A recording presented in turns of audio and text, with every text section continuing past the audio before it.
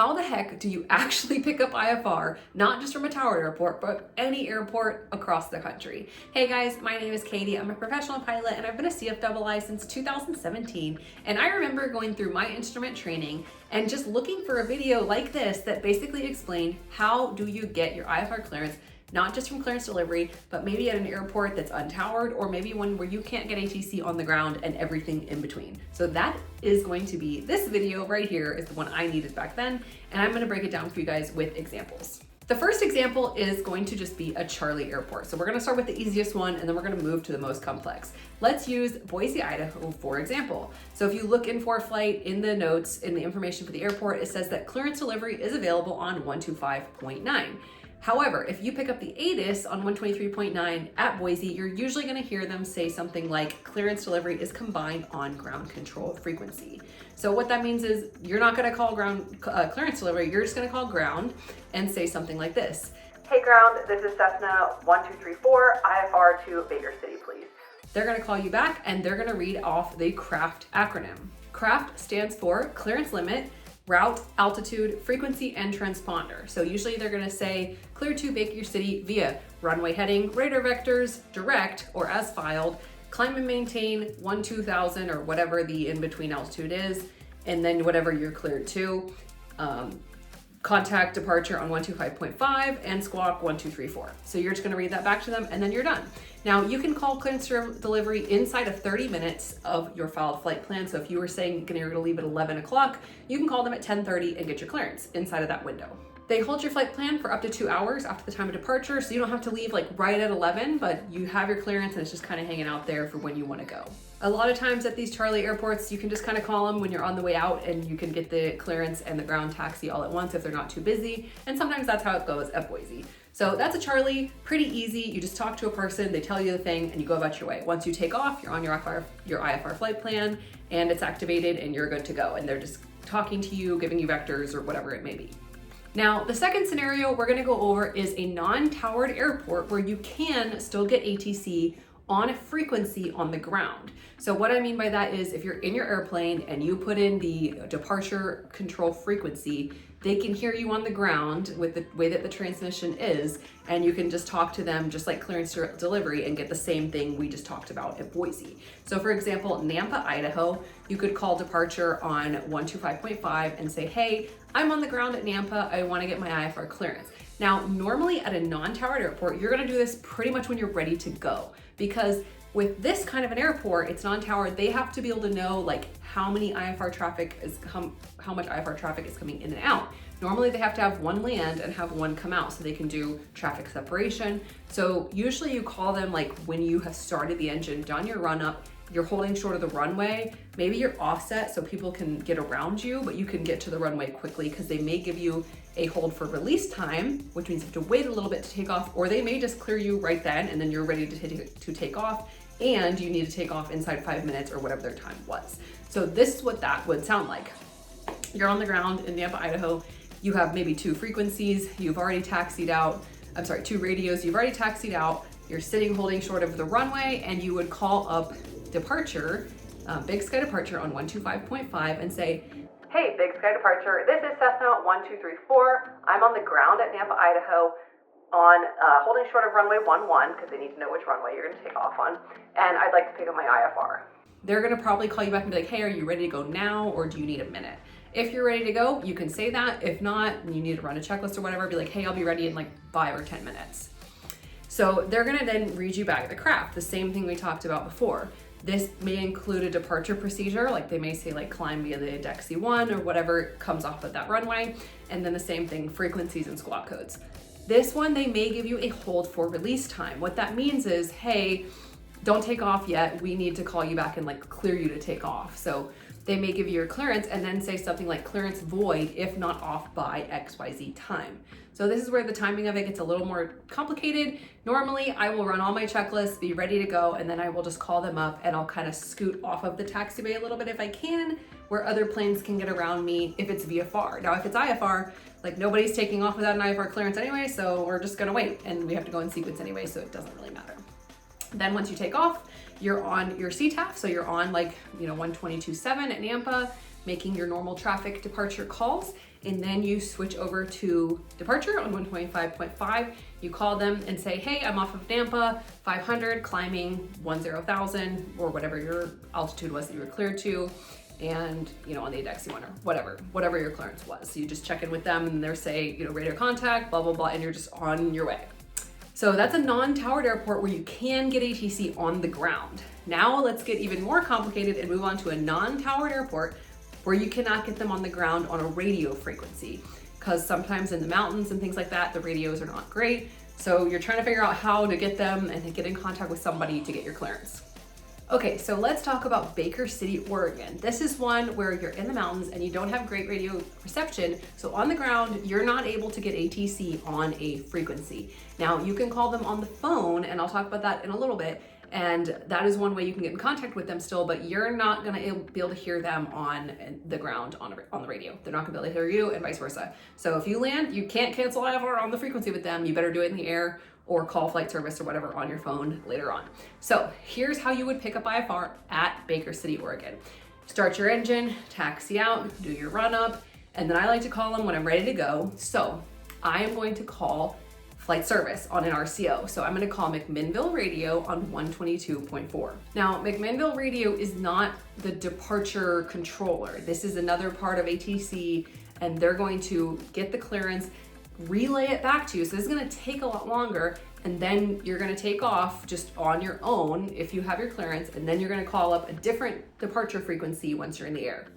There's also certain airports in the mountains where you can only get this RCO at certain points on the airport. So this can be really tricky. And that's why it's good to have another method of calling them on the phone. So this is what this would look like. I'm gonna call McMinnville Radio on 122.4. I found 122.4 in ForeFlight under the info section.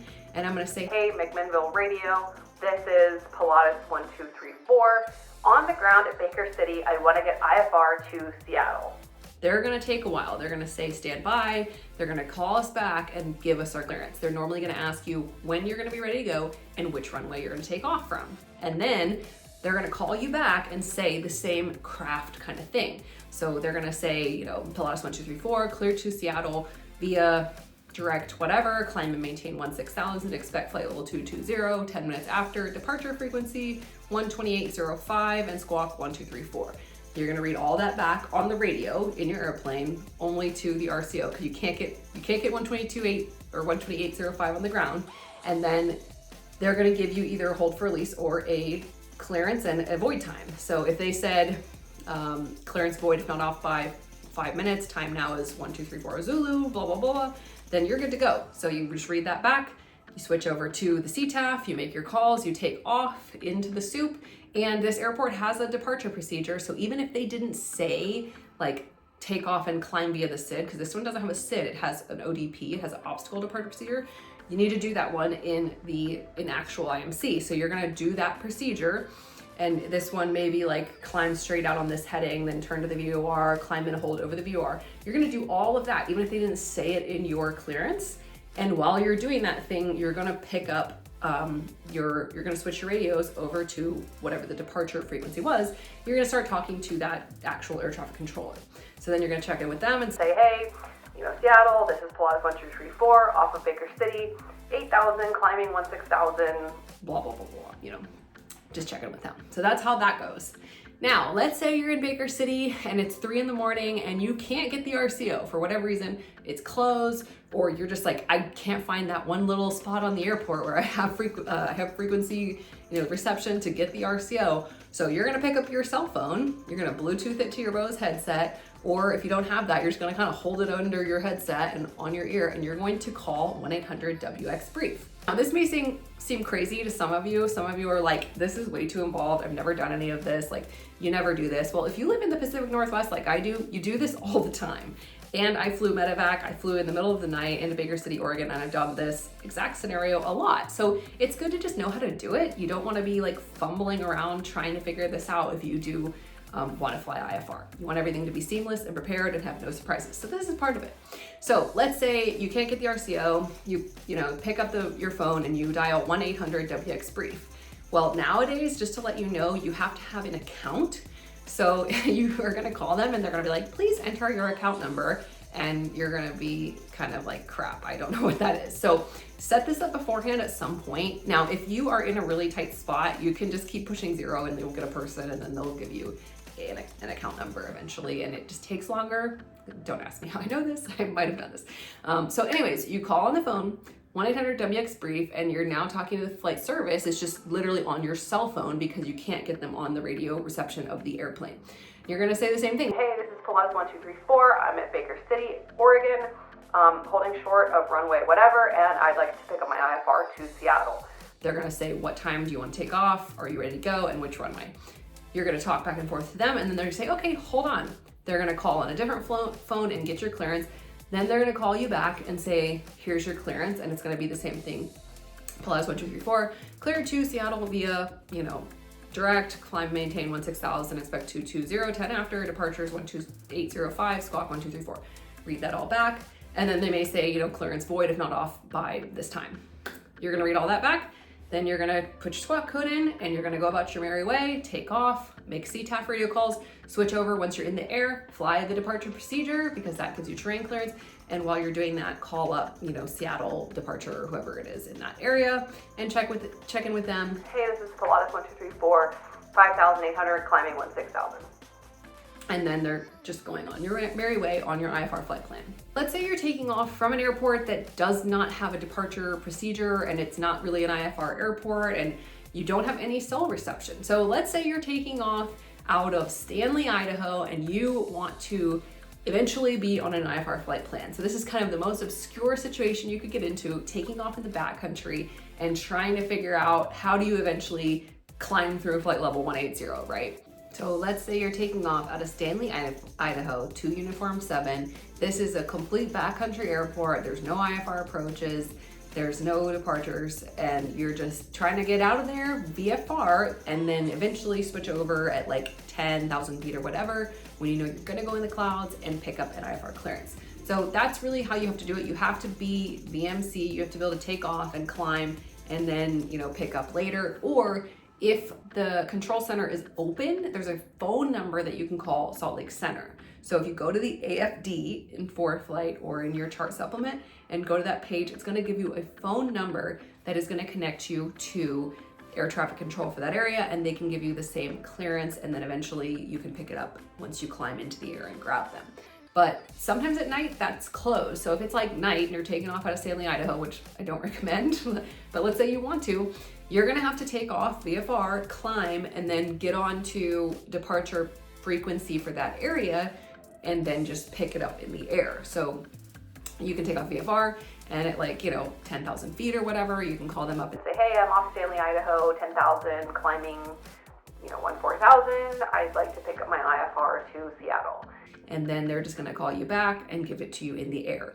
So these are all the options. It's really confusing. I know there's a lot of different options, but basically if you're calling clearance delivery, or you're calling ATC on the departure frequency on the radio on the ground, or you're calling ATC on the phone on a frequency that you find in the AFD, or you're calling flight service on a frequency that you find in the AFD, or you're calling flight service on the phone on 1-800-WX-BRIEF. Now, if you're confused by all of this, if you're at a non-towered airport, you can just call 1-800-WX-BRIEF and get it that way. You don't have to know how to do all these different ways, but that's the nitty gritty of it. And this is why I was so confused when I was going through this as a student pilot, because I was like, I don't understand frequency, phone call, what's the phone number, what's the frequency? So your chart supplement is your friend. If you go to ForeFlight, go to info, AFD, and then read how do you pick up IFR, and it says CD for clearance delivery. That's what it's talking about. So anyways, hope this helped you guys out. This is the video that I needed back in the day. If you have any questions, please put them in the comments below and I'll try to answer them, because it doesn't need to be this confusing, and learning to fly is already tough without trying to figure this out on your own on YouTube.